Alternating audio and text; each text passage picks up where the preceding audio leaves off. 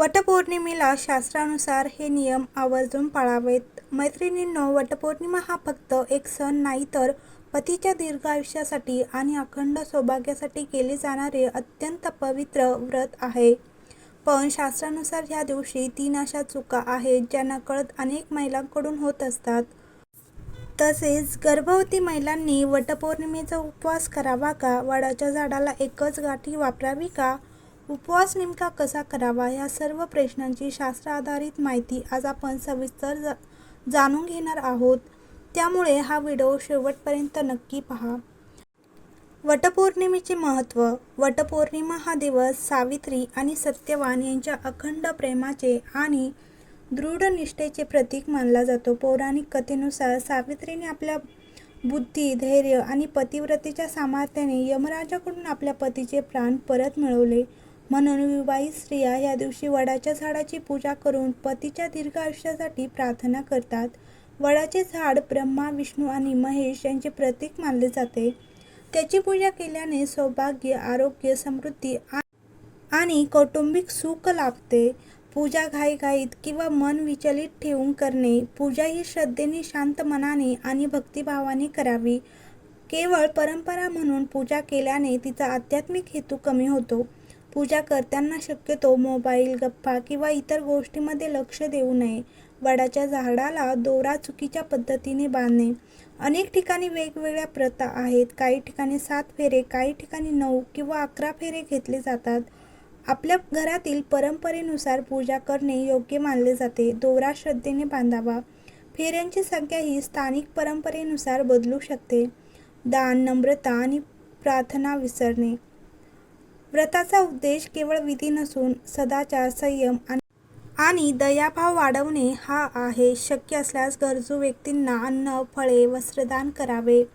वटपौर्णिमा पूजा कोणत्या वेळेत करू नये? राहू काळात वटपूजा टाळावी. शक्यतो दुपारच्या कडक उन्हात पूजा न करता सकाळी करणे अधिक श्रेयस्कर मानले जाते. सूर्योदयानंतर स्नान करून सकाळी साधारण 6 ते 11:30 या वेळेत पूजा केल्यास अनेक कुटुंबाच्या परंपरेनुसार योग्य मानले जाते. स्थानिक पंचांगानुसार वेळेत थोडाफार फरक असू शकतो. महिलांनी मासिक पाळी असेल तर काय करावे? तर त्या परंपरेचा आदर करून प्रत्यक्ष वटवृक्षाची पूजा टाळू शकता. त्या दिवशी मनोभावे देवाचे स्मरण, मंत्रजप किंवा प्रार्थना करू शकता. व्रतकथा ऐकणे. गर्भवती महिलांनी काय करावे? तर गर्भवती महिलांनी स्वतःच्या आणि बाळाच्या आरोग्याला प्राधान्य द्यावे. पूर्ण दिवस उपाशी राहणे आवश्यक नाही. डॉक्टरांनी परवानगी दिली असल्यास हलका उपवास करू शकता. दूध, फळे, सुकामेवा किंवा पौष्टिक आहार घ्यावा. अशक्तपणा, चक्कर किंवा त्रास होत असल्यास उपवास करू नये. घरी बसून मनोभावे प्रार्थना केली तरीही श्रद्धेचा स्वीकार होतो, अशी अनेक कुटुंबाची परंपरा आहे.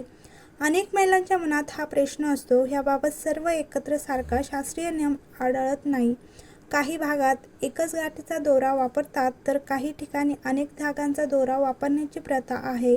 महत्त्वाचा मुद्दा म्हणजे श्रद्धा आणि आपल्या घरातील परंपरेचे पालन.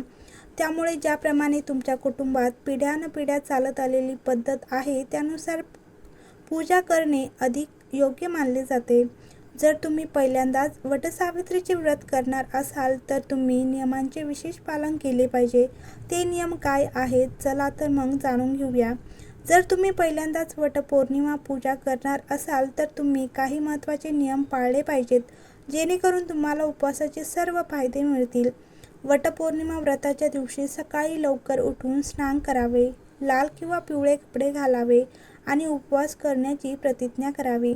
नंतर वटवृक्षाची पूजा करावी, त्याच्या मुळाशी पाणी अर्पण करावे आणि झाडाभोवती कच्चा धागा किंवा कलावा गुंडाळावा. यानंतर वडाच्या झाडाला 7 वेळा प्रदक्षिणा घालावी. वटसावित्री पूजा दरम्यान त्याची व्रतकथा म्हणा किंवा आरती करा.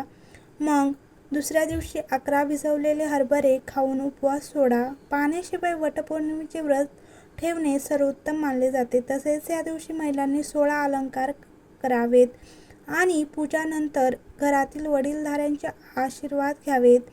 या दिवशी गरजू व्यक्तीला फळे, फुले, अन्न आणि कपडे इत्यादी टोपलीत दान करणे शुभ मानले जाते. धार्मिक मान्यतेनुसार वडाच्या झाडाची प्रदक्षिणा नेहमी घड्याळाच्या काट्याच्या दिशेने करावी.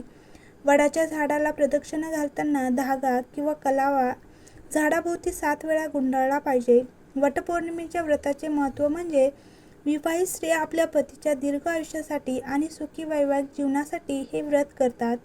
या व्रतामध्ये सावित्रीने आपल्या पतीला सत्यवान यमदेवाने परत आणल्याची कथा सांगितली जाते, ज्यामुळे वटवृक्षाची पूजा केली जाते आणि पतीच्या कल्याणासाठी प्रार्थना केली जाते. अखंड सौभाग्य आणि सुखी वैवाहिक जीवन. ह्या व्रतामुळे स्त्रिया अखंड सौभाग्य आणि सुखी वैवाहिक जीवन प्राप्त करतात अशी मान्यता आहे. स्त्रिया आपल्या पतीच्या दीर्घ आयुष्यासाठी वटवृक्षाची पूजा करतात आणि उपवास करतात. वटपौर्णिमेचे व्रत हे एक प्राचीन आणि धार्मिक परंपरा आहे जी महाराष्ट्रात मोठ्या प्रमाणावर पाळली जाते. वटवृक्ष या व्रतामध्ये महत्त्वाचा आहे. वटवृक्षाला ब्रह्मा, विष्णू आणि महेश यांचे निवासस्थान मानले जाते. सावित्रीने आपल्या पती सत्यवानाचे प्राण यमदेवाने परत आणल्याची कथा वटसावित्री व्रताशी संबंधित आहे, जी या व्रताला विशेष महत्त्व देते. उपवास कसा करावा? सकाळी लवकर स्नान करून स्वच्छ वस्त्रे परिधान करावीत. देवघरात गणपती, लक्ष्मी आणि भगवान शिव यांचे स्मरण करावे. वडाच्या झाडाजवळ जाऊन हळद, कुंकू, अक्षता, फुले अर्पण करावीत. दोरा परंपरेनुसार झाडाभोवती गुंडाळून प्रदक्षिणा घालावीत. सावित्री सत्यवानाची कथा ऐकावी किंवा वाचावी. दिवसभर शक्य असल्यास सात्विक आहार घ्यावा. आपल्या प्रकृतीनुसार उपवास करावा. संध्याकाळी आरती करून देवाचे आभार मानावेत. वटपौर्णिमेला काय करावे? स्नान आणि स्वच्छ वेशभूषा. सकाळी लवकर उठून स्नान करून स्वच्छ आणि पारंपरिक कपडे परिधान करावे. पतीच्या आरोग्यासाठी प्रार्थना. आईवडिलांचे आशीर्वाद घ्यावे. गरजू व्यक्तींना अन्नदान करावे. घरात शांतता आणि प्रेमाचे वातावरण ठेवावे. शक्य असल्यास शिवनाम किंवा ओम नमः शिवाय या मंत्राचा जप करावा. वटपौर्णिमा व्रताच्या वेळी काय करू नये? हिंदू धर्मात कोणत्याही उपवासाच्या वेळी चुकीचे कृत्य टाळली पाहिजेत. उपवास नेहमी मनात शुद्ध भावनेने पाळला पाहिजे, तरच त्याचे पूर्ण फायदे मिळतील. म्हणून कोणाबद्दलही द्वेष किंवा राग मनात ठेवू नका. वटसावित्री व्रताच्या दिवशी उपवास करणाऱ्या महिलांनी त्यांच्या मेकअपमध्ये किंवा कपड्यामध्ये काळा, निळा आणि पांढरा इत्यादी रंग वापरू नयेत. उदाहरणार्थ, या रंगाच्या बांगड्या, साडी, टिकली याचा वापर करू नये. खोटे बोलू नये. कोणाचाही अपमान करू नये किंवा कोणतेही नकारात्मक विचार तुमच्या मनात येऊ देऊ नयेत.